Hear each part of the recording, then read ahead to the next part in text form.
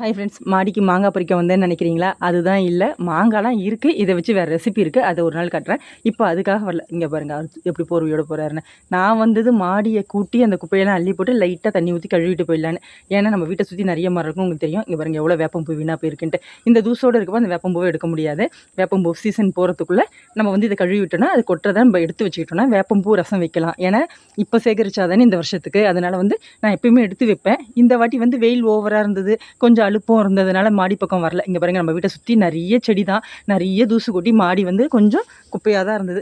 2 நாளைக்கு ஒரு வாட்டி வந்து பெருக்குவேன். இப்போ வந்து வெயிலுக்கு பயந்து இந்த பக்கம் வரல. அதனால் இன்றைக்கி வந்து பெருக்கி விட்டுடலாம் அப்படின்னு சொல்லிட்டு வந்தேங்க.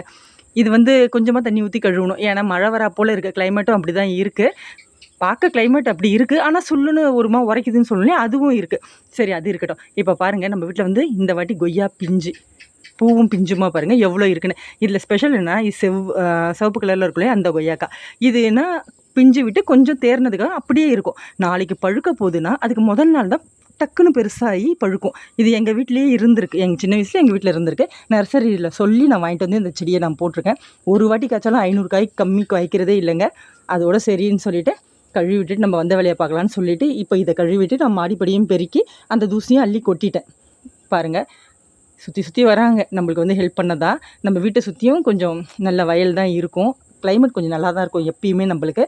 அது ஒன்றும் பிரச்சனை இல்லை. இந்த வெயிலுக்கு மாடி பக்கம் வர முடியாது. இன்றைக்கி வெயில் கம்மியாக இருந்து நம்ம சுத்தம் பண்ணிவிட்டோம். பிடிச்சா லைக் பண்ணி முடிச்சா